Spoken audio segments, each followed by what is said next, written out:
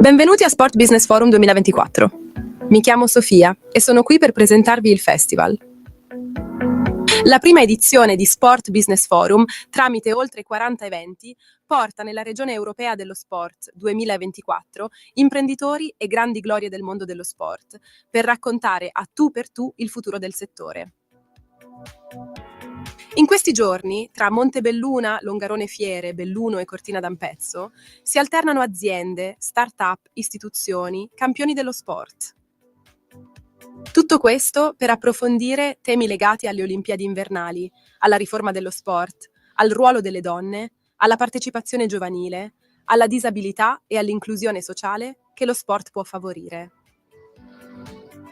Prima di dare il benvenuto agli ospiti del prossimo evento, a nome dei promotori del festival, vorrei ringraziare i contributori, oltre a chi ha collaborato per la realizzazione di Sport Business Forum. Grazie anche ai main partner del festival e ai partner che hanno sostenuto attivamente questo progetto, ai partner di Longarone Hub dell'innovazione e ai content e media partner. Un'ultima nota, il programma è in continua evoluzione e vi ricordiamo di consultare la versione sempre aggiornata su www.sportbusinessforum.com. Ora lascio la parola a chi presenterà l'evento. Ah, mi ero dimenticata di dirvi, sono un avatar generato con l'intelligenza artificiale. Ascolterò con grande attenzione quanto emergerà da questo incontro. Buon festival! Benvenuti a questa tappa cortinese dello Sport Business Forum, un evento ideato da Confindustria Belluno Dolomiti con Confindustria Veneto Est e organizzato da Nord-Est Multimedia, il gruppo editoriale che nella provincia di Belluno è rappresentato dal Corriere delle Alpi, che tra l'altro tra pochi giorni festeggia i 30 anni di vita. Vedete che ci sono delle borse celebrative, quindi insomma poi potete tranquillamente prenderli. Io sono Giorgio Barbieri, lavoro alla redazione economia dei giornali del gruppo NEM e siamo qui a parlare di Olimpiadi, ovviamente, impatto ed eredità che dovranno lasciare, con Francesco Calzavara, assessore al bilancio e alla programmazione della Regione Veneto, Leopoldo Destro, presidente di Confindustria Veneto Est, Stefano Longo, presidente di Fondazione Cortina, e Andrea Monti, direttore della comunicazione della Fondazione Milano Cortina 2026. Loren Berton, che doveva essere presente per un imprevisto, non ha potuto partecipare, manda comunque i suoi saluti. Io partirei subito dall'assessore Calzavara. La Regione ha creduto molto sulle Olimpiadi, si è impegnata, ha messo in campo tutto quello che poteva fare anche quando è stata una fase in cui non si capiva se Cortina avrebbe potuto ospitare le gare di bob, però insomma si è impegnata e il risultato l'ha portato a casa. Però ovviamente dal punto di vista della regione le Olimpiadi non sono solo un evento di montagna, rappresenteranno una vetrina per l'intero territorio e per le economie anche limitrofe. Quali iniziative avete in mente per sfruttare questo grande evento? Grazie, buongiorno a tutti, grazie per l'invito. Vorrei innanzitutto complimentarmi con chi ha inventato questo evento, perché credo che sia un momento importante per la nostra regione, che deve poi, attraverso eventi come questi, testimoniare la forza economica, la creatività, la forza di un territorio che ha al proprio interno un ingegno, una capacità di innovare, che deve trovare anche momenti nei quali si celebra, no? E quindi riuscire a trovare la capacità di ritrovarsi, per raccontarsi, per narrare un Veneto che forse altre volte viene raccontato per altre cose meno positive, e invece avere momenti come questi nei quali l'evento si coniuga a una forte radicazione sul territorio di capacità imprenditoriali e artigianali è secondo me un momento importante. Io spero che in futuro questa cosa, a prescindere dal tema delle Olimpiadi, possa continuare ad essere organizzata e trovare sempre più anche una vicinanza da parte della regione, che comprenda che questo è un momento importante per una regione come la nostra, soprattutto se poi si vuole diventare un distretto, che mi pare di capire sia poi l'obiettivo anche sullo sfondo di questo evento, no? Raccontare che in questa parte del territorio c'è la forza di confrontarsi a livello internazionale con brand mondiali, ma abbiamo capacità imprenditoriali, economia, strutture per riuscire ad essere competitivi. Ecco che allora le Olimpiadi, credo nell'immaginario del presidente Zaia quando le ha volute fortemente, perché insomma, ricordiamoci, insomma, nascono da una sua idea osteggiata dall'allora governo, che era contrario, e che grazie alla determinazione del presidente insieme col presidente Fontana e a un dossier importante presentato al CIO è riuscito a portare a casa questa straordinaria opportunità per il nostro territorio, che è fatta di visibilità mediatica, che vedremo, o comunque la stiamo vedendo già adesso, ma la vedremo sicuramente ancora di più nel corso dei prossimi mesi, e dall'altra un'opportunità infrastrutturale, perché in questo paese le opere pubbliche si realizzano solo ed esclusivamente attorno a un grande evento.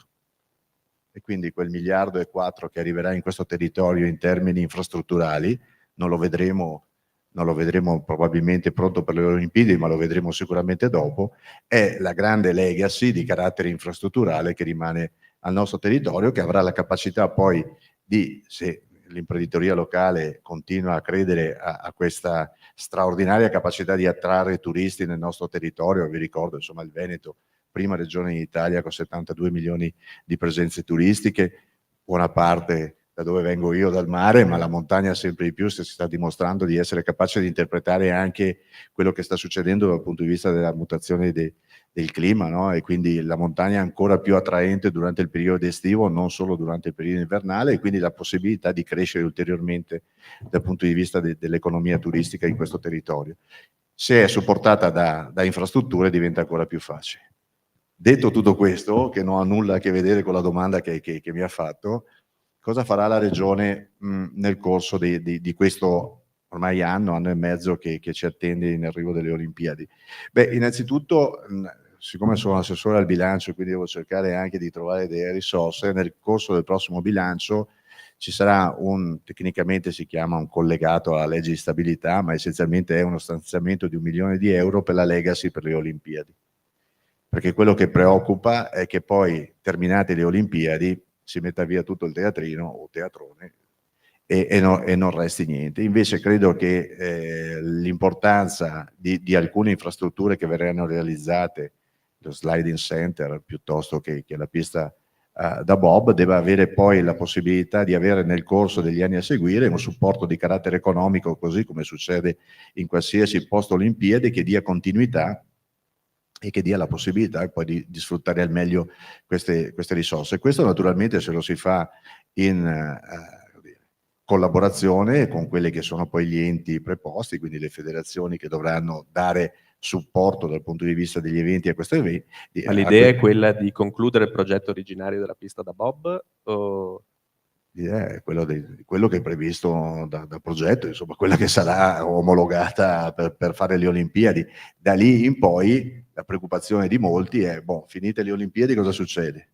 Siccome credo che sia ormai abbastanza noto, insomma, che le piste da bob non è che producano grande economia o sostenibilità, hanno almeno per un periodo la necessità di avere un supporto di carattere pubblico. È inutile fare verginelli, insomma. C'è bisogno, ma se questo mi crea un indotto economico per la località, è chiaro che quello che investo per mantenere la pista da bob lo genera comunque un'economia positiva. Io vengo da una città insomma, Jesolo, dove il Palazzo del Turismo è una struttura in perdita. Ma i 1800 ragazzi che verranno nel mese di dicembre a fare le finali mondiali di karate non sarebbero mai venuti a Jesolo il 12 dicembre. E questo genera economia in un periodo che è fuori da quello tradizionale dell'offerta turistica iesolana, che quindi crea ricchezza al territorio e genera possibilità di crescita per tutti. E quindi legacy per il periodo post-olimpionico, e il 2025 è l'anno comunque della regione riconosciuta a livello europeo come regione dello sport, con una serie di iniziative. Qui devo dire, dovremmo cercare di capire come coordinarci un po' meglio, perché ho la sensazione che si vada un po' a macchia di leopardo. Non c'è, anche nella provincia di Belluno, che conosco poco ma la sto frequentando un po' di più, se ci fosse un po' più di gioco di squadra, dove poi quantomeno tutti i comuni della provincia si sentissero parte di questo grande evento, forse riusciremo anche noi come regione a trovare un sistema per finanziarlo meglio e per cercare di dare l'idea di un evento che non riguarda solo ed esclusivamente la città di Cortina, ma riguarda un territorio molto più ampio. Grazie. Appunto, le Olimpiadi riguardano un territorio molto più ampio, ha parlato prima di infrastrutture. Leopoldo Destro, lei ha una delega anche in Confindustria Nazionale proprio su trasporti, logistica e turismo. La provincia di Belluno ha 200.000 abitanti, è più o meno un quartiere di Roma, di Milano, però al suo interno ha delle eccellenze imprenditoriali riconosciute in tutto il mondo, una su tutte certamente Luxottica, e soffre, come i territori limitrofi, però di un problema di attrattività nei confronti dei giovani. Per superarlo, una delle chiavi sono le infrastrutture. Come le Olimpiadi possono essere da impulso per appunto colmare quel gap infrastrutturale che questa regione ancora un po' ha? Grazie Giorgio, buongiorno a tutti. Lasciami intanto fare e farci i complimenti all'ultima giornata di questo evento che è Sport Business Forum, fortemente voluto appunto da Confindustria Belluno in primis e Confindustria Veneto Est e NEM, perché lo commentavamo prima, sono stati giorni ricchi di eventi, oltre 60 eventi e tutti molto partecipati, e quindi questa è testimonianza che all'interno e attorno al mondo dello sport c'è grande interesse. Quindi insomma penso che buona la prima sia sicuramente un forum da replicare. Vengo alla tua domanda. Io penso che le Olimpiadi siano una grandissima opportunità per il territorio anche in termini di infrastruttura. Lo ricordava prima l'assessore Calzavara, oltre 1,4 miliardi di euro verranno messi a terra in termini di infrastrutture importanti per questo territorio, quindi sia stradali con le diverse varianti che saranno fatte, alcune pronte sicuramente per le Olimpiadi, e soprattutto quella di Tai, Valle e l'altra di Cadore, quindi verranno messe a terra. Longarone progettata e speriamo riesca ad andare a terra, e poi Cortina che invece verrà pronta successivamente. Parte ferroviaria importante con l'elettrificazione di tutte, diciamo, le importanti stazioni del Bellunese, la possibilità di mettere a contatto Padova con Belluno in maniera diretta, e ricordiamolo, fiore all'occhiello, l'alta velocità che collegherà l'aeroporto di Venezia, anche quello asset importante per l'evento come le Olimpiadi. Quindi a livello locale importantissimo, ma diciamo che il tratto è quello Milano-Cortina, e Milano-Cortina sarà una tratta molto trafficata, e in questo penso che gioverà molto la Pedemontana Veneta, e quindi lo sfruttamento della Pedemontana Veneta, che potrà permettere di alleggerire il traffico sulla 4 e tagliare quindi direttamente verso Cortina. Quindi chiaro che le infrastrutture rappresentano un asset per il paese, rappresentano anche un asset per l'evento specifico delle Olimpiadi, e penso quindi che pronta una parte, pronta verrà dopo un'altra parte, quindi su questo direi che possiamo essere fiduciosi e contenti, perché anche questo è un effetto Olimpiadi a 360 gradi. Un asset anche per le imprese che in questo modo diventano più attrattive. Ieri a Belluno si parlava della difficoltà di molte imprese di trovare personale per i motivi che conosciamo. Allora, è chiaro che questo territorio è un territorio che ha nell'export una sua valenza primaria. Questo è un territorio che esprime prodotti che devono velocemente raggiungere i destinatari che sono al di fuori dei confini nazionali. Potranno farlo più velocemente grazie a queste infrastrutture, al netto del fatto che non ci blocchino i valichi o ci diano limitazioni ai valichi, e questo è un altro tema su cui inizio a essere abbastanza critico, che parliamo tanto di Europa, dopo vediamo che l'Austria ci mette dei vincoli forti, ci fanno chiudere un Monte Bianco per 4 mesi e questo rappresenta chiaramente un grave deficit per l'economia e l'export italiano. Grazie. E adesso arriviamo proprio a Cortina, che ci ospita, con Stefano Longo, che è presidente della Fondazione Cortina. Abbiamo visto da Parigi che l'evento olimpico sono Olimpiadi e le Paraolimpiadi, che hanno emozionato tutti, insomma, sono veri e propri eventi sportivi anche quelli. E, la Fondazione Cortina come intende fare in modo di alimentare i vivai, soprattutto, di come alimentare lo sport giovanile, sfruttando questa onda delle Olimpiadi? Beh, è l'aspetto più importante, perché è la vera legacy, nel senso che noi ci occupiamo di organizzazione di grandi eventi sportivi internazionali ad alto e altissimo livello. Mi piace dire, ma lo dico anche a bassa voce, ma è giusto dirlo, che Cortina d'Ampezzo da 2 anni è la località al mondo che ha più gare di Coppa del Mondo nelle varie discipline. Sono state 12 gare quest'anno di Coppa del Mondo nelle varie discipline, che sono 7. Quindi sono stati interessati a tutto ciò 41 paesi e 465 atleti, che hanno occupato complessivamente 3.700 notti alberghiere. Quindi questi sono numeri, sono dati reali e definitivi. Noi ci occupiamo di sport, lo sport non ha brevetti, per cui da un lato noi abbiamo necessità di avere grandi atleti, dall'altro abbiamo necessità di avere ottimi tecnici, ottimi ragazzi e ragazze, persone che si occupano della realizzazione di questi grandi eventi. E questa è la vera e propria legacy. Noi abbiamo un team a fisarmonica, come lo definisco io, molto leggero in certi periodi dell'anno, non più di 10-12 persone, ma che durante, ad esempio, la Coppa del Mondo femminile arrivano a 350. E queste sono tutte risorse del territorio. Alcuni sono volontari, altri sono professionisti, con una continuità, chiamiamola, di esperienza, che ad esempio nel ruolo di direttore di pista risale a 3 generazioni fa. E quindi siamo già alla 3ª generazione in questo momento. L'obiettivo intrinseco di una fondazione come Fondazione Cortina è quello di creare opportunità professionali di lavoro ai ragazzi del territorio grazie ai grandi eventi sportivi internazionali e alle Olimpiadi e alle Paralimpiadi. E da un altro punto di vista, il nostro obiettivo è quello di trasferire sul territorio. Ricordo che siamo una fondazione, noi non abbiamo scopo di lucro, no? Voglio dire, questo è tipico dei concetti fondanti di una fondazione, sia essa sportiva o meno. È quello di trasferire i valori dello sport al territorio.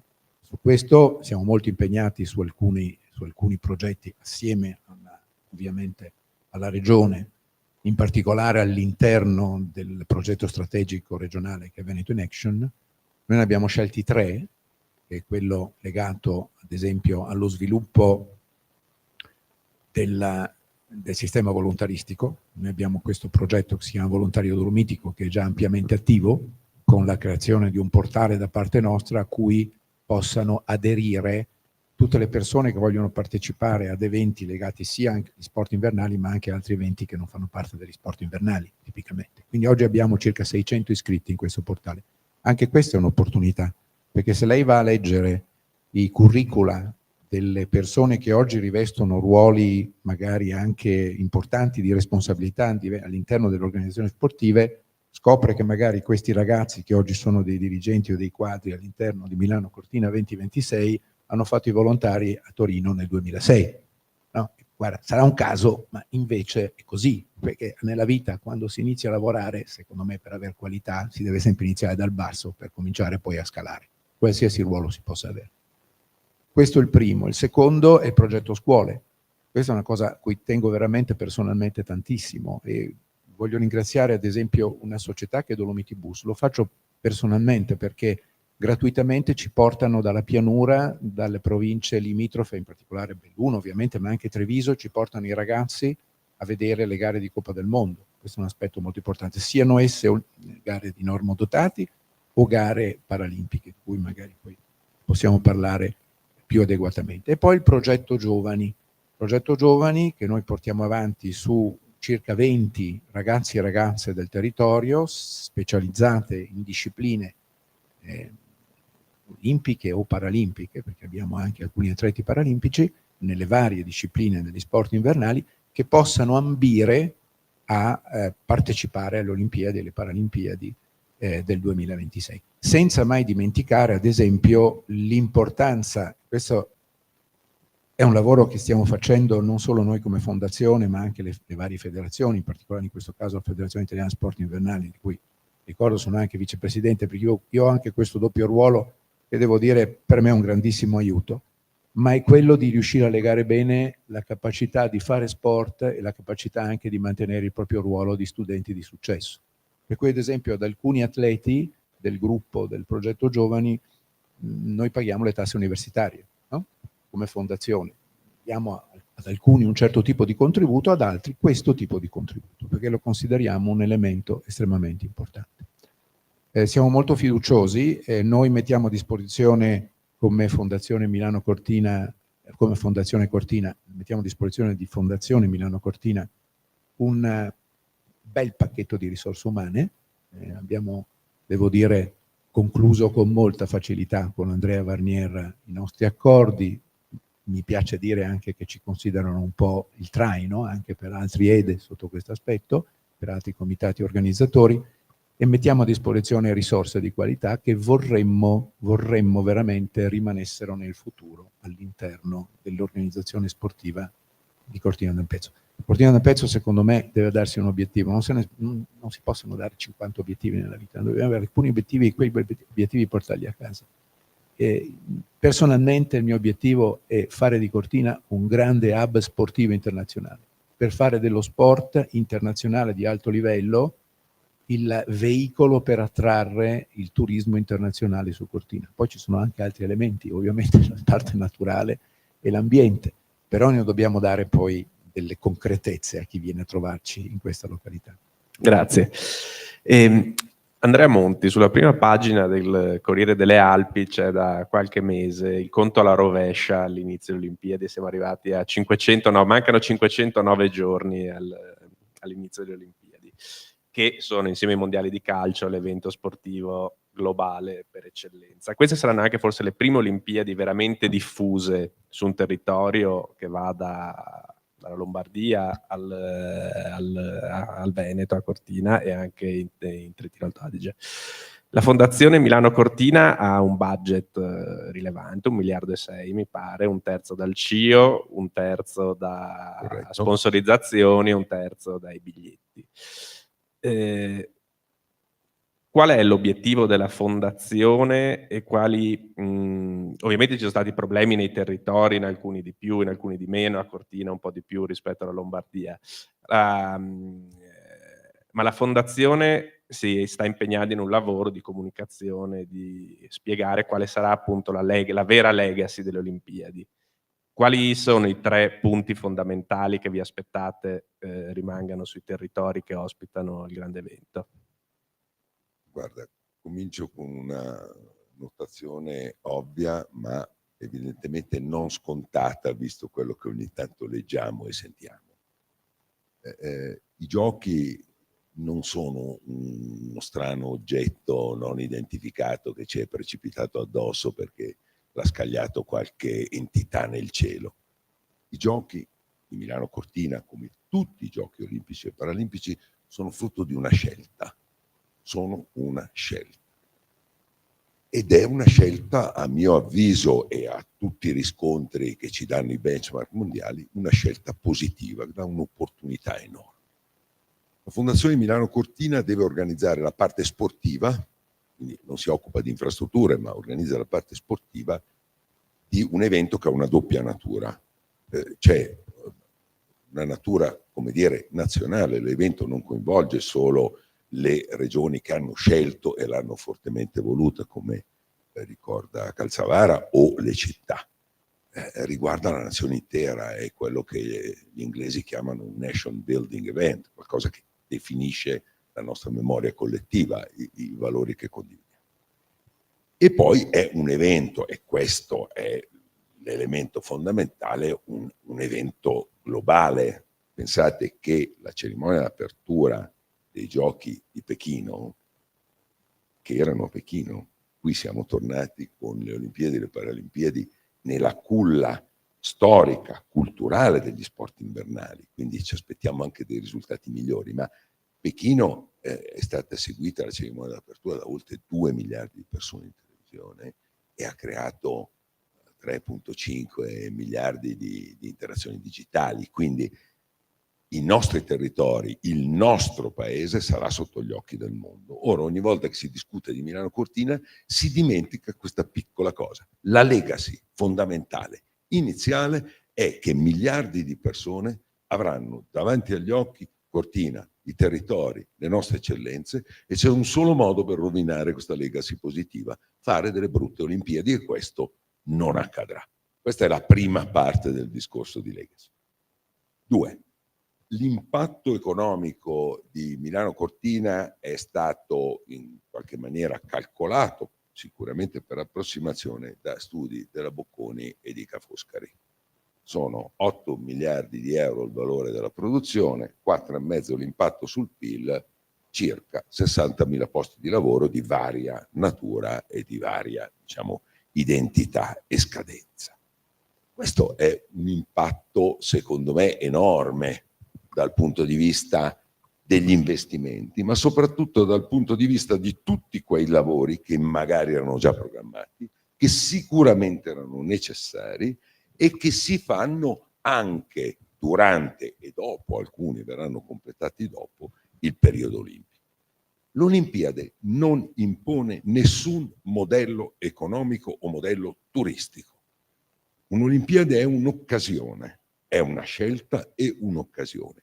Dipende dalla comunità che le promuovono, dalle comunità locali, come orientare questa straordinaria opportunità. Ma c'è un'opportunità di legacy immateriale, e alcune cose le ricordava Longo, e c'è un'opportunità per una legacy materiale, che è quella di ristrutturare, rivedere, rifunzionalizzare, dare nuove prospettive all'esistente.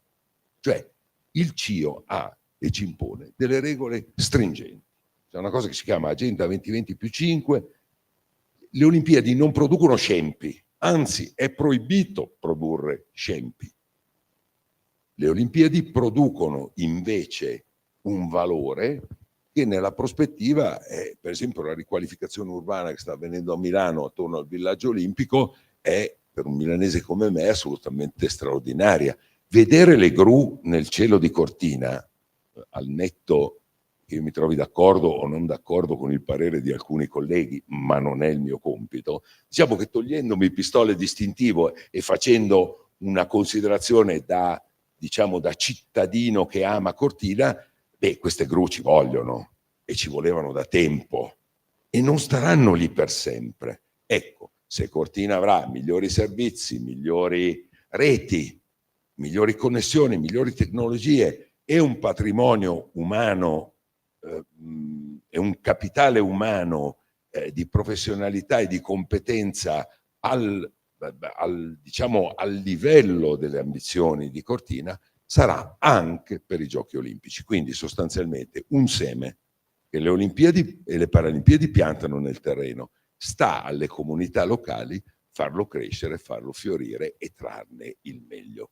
Ma l'impatto in sé per sé, posso fare un ultimo elemento sul turismo. Allora, pensare che le Olimpiadi si limitino a quei 15 giorni in cui si fanno le gare olimpiche e quei 10 giorni in cui si fanno le gare paralimpiche, con tutto il rispetto, è una miopia assoluta, non solo per quello che ho detto, ma anche in quel periodo lì noi venderemo più di 1,5 milioni di biglietti. Ci sarà un flusso turistico overall di 1,5 milioni e più di persone. Cortina accoglierà alla sua maniera la quota parte che verrà tratta dalle gare, ma molto di più dalla bellezza di Cortina. Ma dopo che tutta questa gente avrà visto Cortina, A quel punto lì il motore che si accende deve avere e avrà conseguenze per anni. Non c'è una località al mondo, lo dicevo ieri al Presidente Longo, che possa fregiarsi, in realtà ce ne sono un paio, ma che possa fregiarsi del titolo di doppia città olimpica. Questo rimarrà a Cortina per sempre. E se Cortina è stata messa sulle carte geografiche nel 1956, perché parliamoci con chiarezza, fu l'Olimpiade a metterla sulla mappa del mondo, questa Olimpiade e Paralimpiade combinata con la precedente la metterei indelebilmente tra le grandi città olimpiche mondiali, ed è Cortina. Scusa, ho finito, se vi ho preso un po' di tempo, ma questa è la legacy. Perfetto, grazie. Calzavara, prima Monti diceva che all'inaugurazione delle Olimpiadi citavi di Shanghai, di Pechino. Di Pechino c'erano miliardi di persone. Sotto Covid. Con una timeline completamente sfavorevole, perché noi la seguivamo con grande difficoltà. Verona sarà protagonista delle cerimonie olimpiche e quindi con gli occhi del mondo addosso. E prima diceva ancora Monti che dipende dai territori, quindi dalla politica, decidere come orientare la legacy delle Olimpiadi. La regione ha già in mente qualche cosa, anche appunto avrà gli occhi del mondo addosso, quindi dovrà arrivare molto preparata. Allora, c'è un problema tecnico, nel senso che chi ha voluto fortemente le Olimpiadi forse non sarà il presidente che inaugurerà queste Olimpiadi, e non è una cosa da poco. Insomma, adesso vedremo cosa succederà, cosa riserverà la politica. Magari sarà presidente del CIO italiano, e si dice anche questo. Ecco, potrebbe essere in un'altra veste qui a inaugurare. No, al di là, è chiaro che noi ci troviamo in un passaggio importante dal punto di vista politico, dopo 15 anni di un presidente come Luca Zaia. Arriverà sicuramente qualcun altro e inizierà un percorso nuovo, insomma, speriamo nella continuità di quello che il presidente Zaia ha fatto nel corso di questi anni.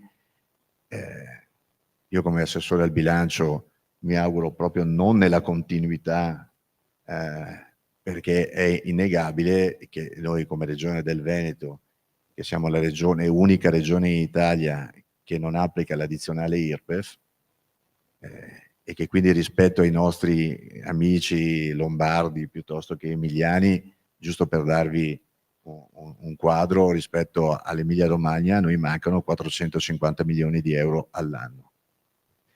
Ecco che allora 450 milioni di euro all'anno si possono fare tante cose. Se invece questi soldi li lasci al territorio, ai cittadini, nelle tasche dei veneti, come è stata fatta la scelta nel corso degli ultimi 15 anni, si rischia di non avere in alcuni casi quelle risorse che servono anche a creare le condizioni, sia dal punto di vista infrastrutturale, sia dal punto di vista di sostegno ad alcuni eventi, che possono dare continuità a questo messaggio olimpico, o comunque a questa idea di un Veneto che è un Veneto di grandissimi atleti, che quindi produce e ha prodotto negli anni tantissimi campioni, ma che forse al proprio interno manca ancora di qualche evento di carattere internazionale continuativo, no? Si rischia di avere un grandissimo evento come le Olimpiadi, ma forse ci manca un calendario di eventi rituali che si ripetono negli anni, che devono inevitabilmente trovare il sostegno da parte della politica,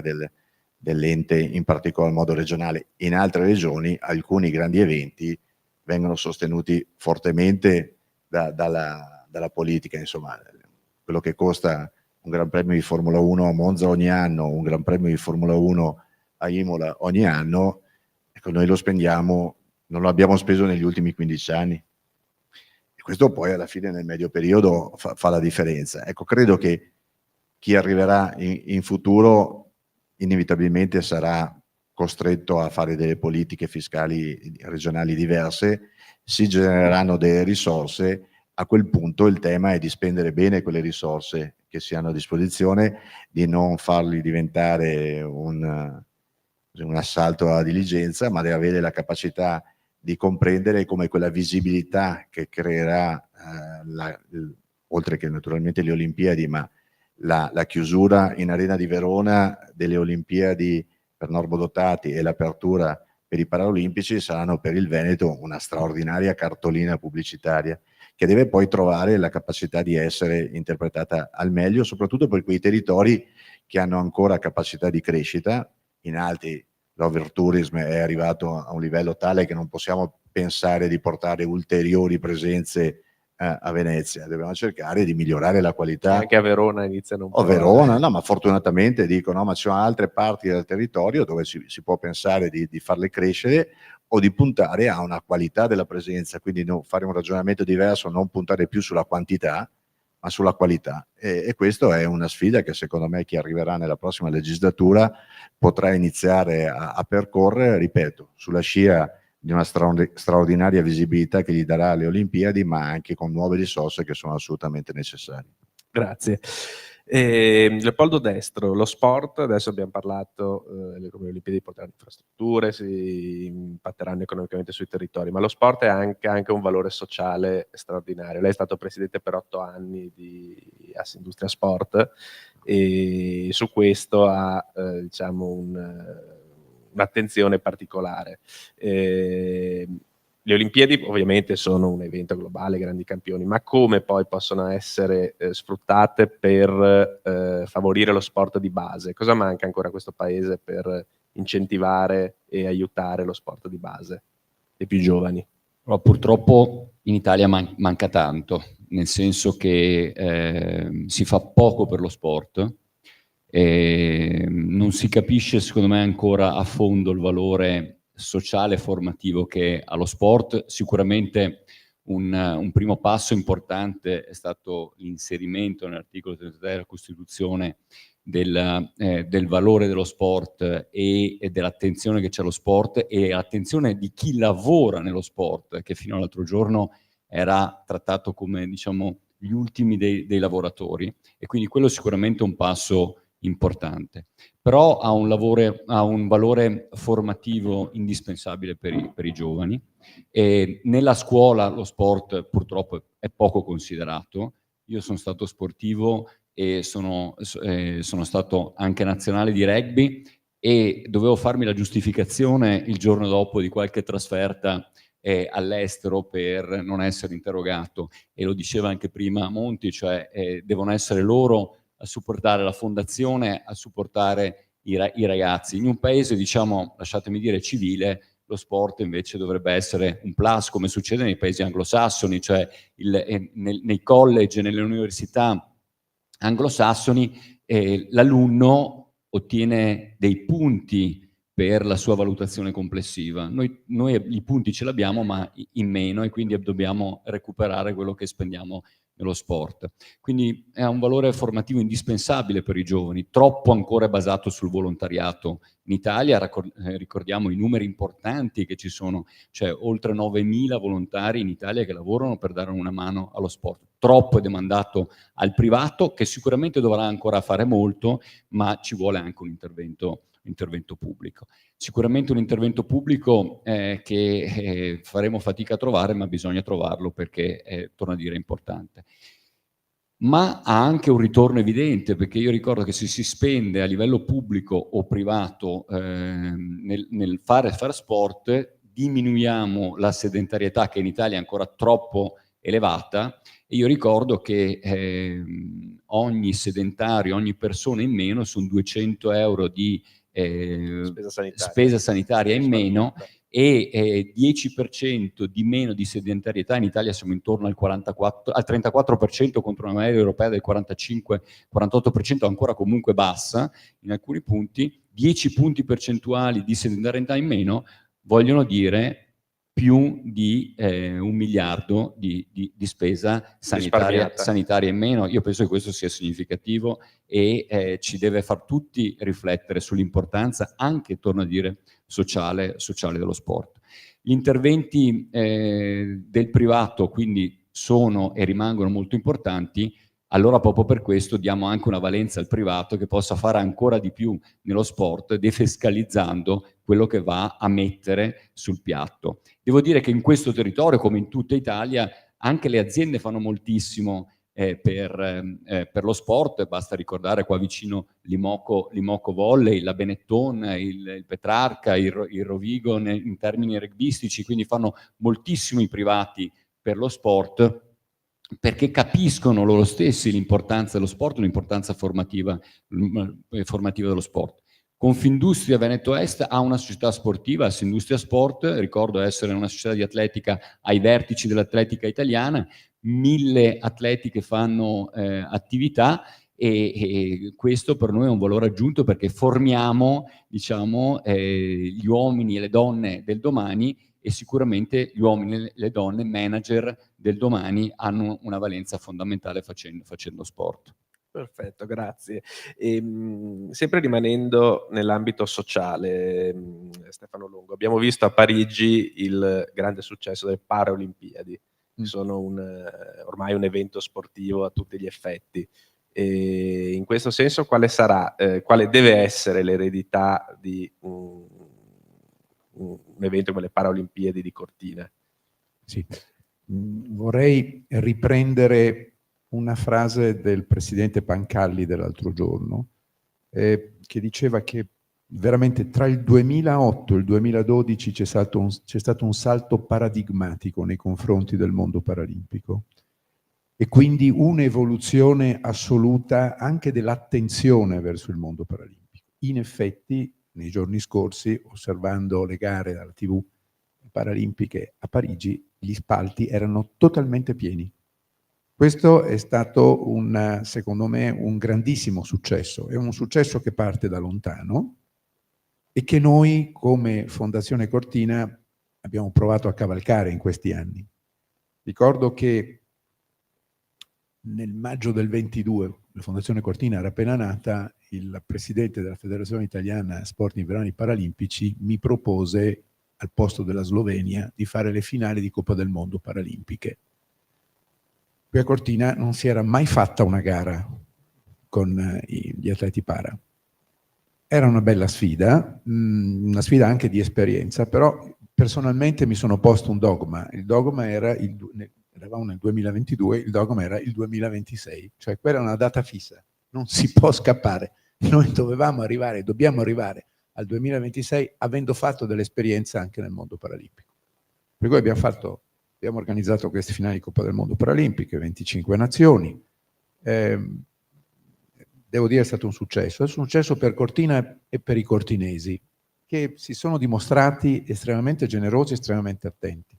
Abbiamo molto concretamente visualizzato che c'è il presidente dell'associazione albergatori Pirro, e lui sa benissimo questo aspetto, lo conosce. Abbiamo visualizzato numerosi alberghi di Cortina per vedere quali fossero in grado di accogliere con le strutture attuali e quante camere fossero disponibili. Quindi mi ha fatto veramente un'analisi della capacità di accoglienza.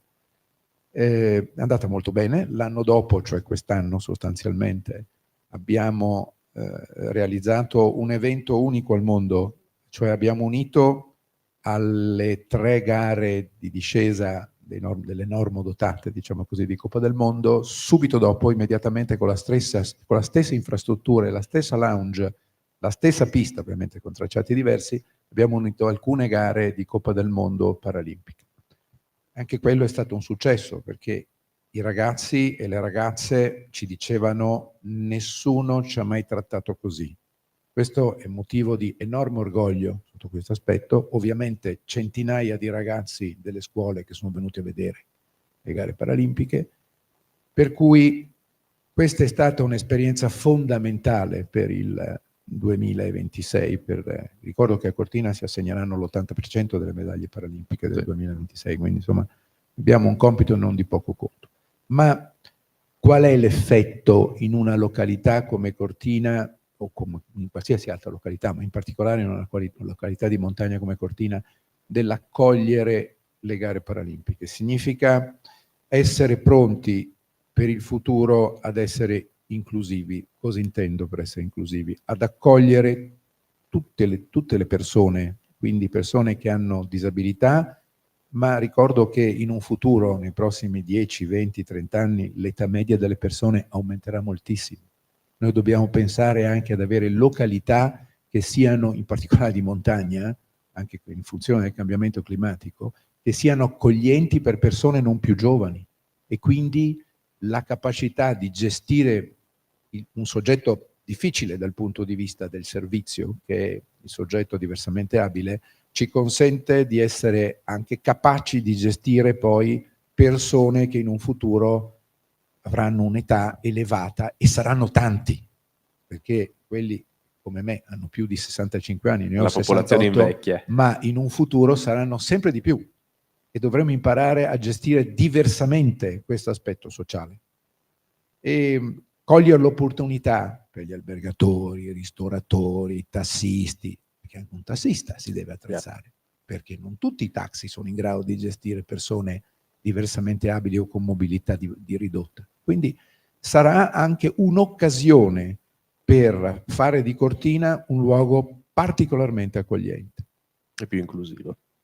E Andrea Monti, le Olimpiadi prima dicevamo che possono essere anche un motore di competenze. Prima Longo diceva che molti dei volontari del passato sono diventati Corretto. dirigenti.